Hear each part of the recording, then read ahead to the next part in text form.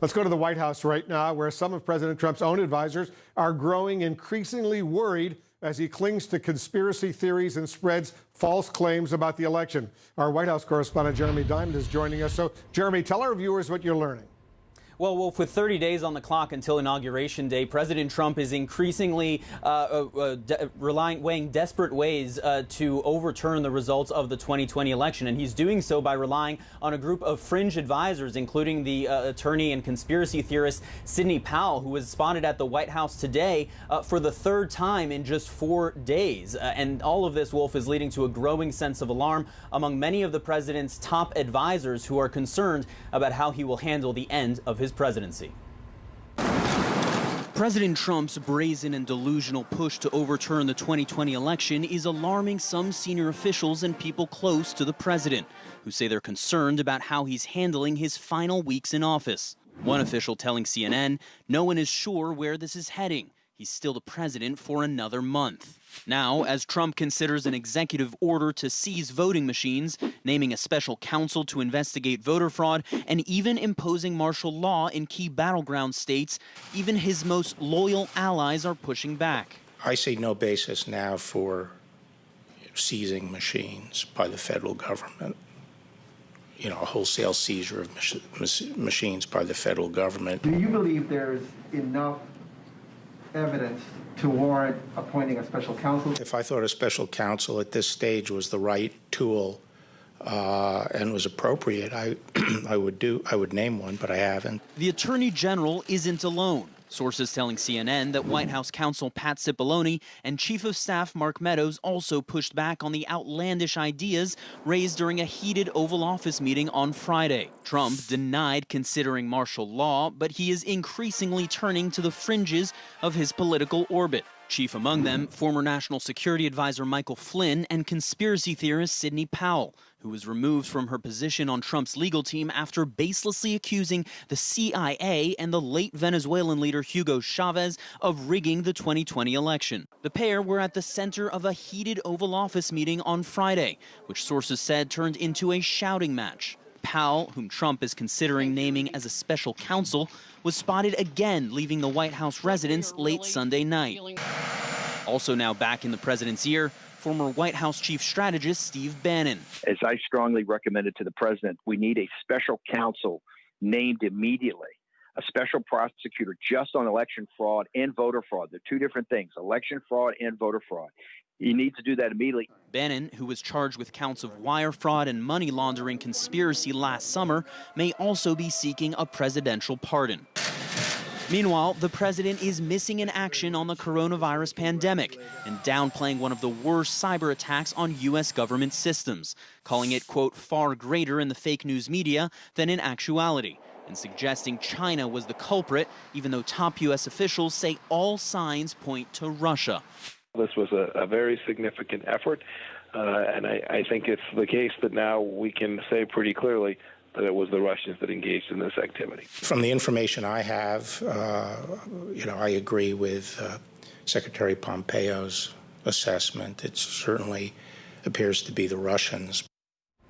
And Wolf, over on Capitol Hill, Congress appears to be on the verge of passing this $900 billion coronavirus relief bill, but they are working against a midnight deadline to avoid another government shutdown. But House and Senate leaders both say they hope to pass this bill by tonight. And then, of course, it goes over to the president for signature. The White House has indicated that the president will indeed sign this bill. Wolf. Jeremy, I want you to stay with us. I want to bring in also our senior political analyst, Ryan Lizza, the chief Washington correspondent at Politico. Also with us, our political commentator, Bakari Sellers. He's the author of the new book, My Vanishing Country. Ryan, let's begin with this new reporting. Very disturbing that some White House advisors, senior advisors, are fearing for President Trump's final 30 days in office, 30 days until inauguration of Joe Biden. What do you anticipate this next month will hold?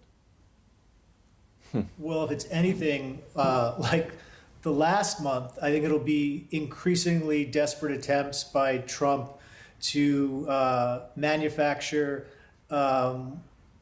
more Baroque details about a false election rigging scheme. More worrying is putting perhaps pressure on the incoming acting attorney general when Barr steps down. There are all sorts of pardons in the pipeline and all sorts of hangers-on in the Trump orbit who have gotten into some trouble with the law, who are in line for pardons and telling Trump what he likes to hear as a way to influence him. So I think those are the two big worrying things, is pressuring anyone at the Justice Department with some of these open investigations and, frankly, abusing his pardon power to hand out favors to former associates in trouble with the law, and perhaps ultimately pardoning himself or his family members. And that's a sort of untested constitutional proposition, whether the president can pardon himself, and we may be that may be litigated in our future. Yeah, that's certainly a possibility right now, given what's going on. You know, Bakari, we're learning the president is actually choosing to turn to a fringe group of advisors, including conspiracist lawyer Sidney Powell, disgraced former National Security Advisor Michael Flynn. What does that tell you in these final few days of this transition? I mean, he's turning to what we can only call the bad news bears of presidential advisors. I mean, the fact that he only has Michael Flynn and Sidney Powell and Steve Bannon to turn to. Even Attorney General Barr has left his side. Mike Pompeo has left his side. You don't hear the names Jared Kushner in the room anymore as much. It's this fringe group who, as Ryan so eloquently put, they are putting their own self-interest above anything else. They except for Sidney Powell, who I just think to be a really bad lawyer, they all need something from this president or have received something from this president. And so this president we know to be very, very transactional, and we also know him to be very self-serving. And that's what you're seeing. And the unfortunate part is that there still are thousands upon thousands of individuals who are dying from this pandemic every single day. There's still people starving in the streets every single day because of the economic toll of this pandemic. And this president is nowhere to be found, all because he is out here trying to save himself or position himself for whatever his post-presidency may be. And so I've always told people the most dangerous time for this president was going to be between November 4th and January 20th at 12 p.m. From the day after the election to the day where we have a new president being sworn in, because there will be no reins on this president and no reins on the abuses of power and nothing he won't attempt to do.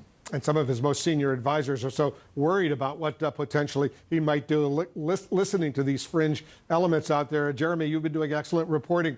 All of this is unfolding as the outgoing Attorney General Bill Barr today totally discounted several of the president's claims on election fraud, insisted it's not necessary to appoint a special counsel, agreed with Pompeo that, yes, Russia was engaged in that cyber attack against the United States.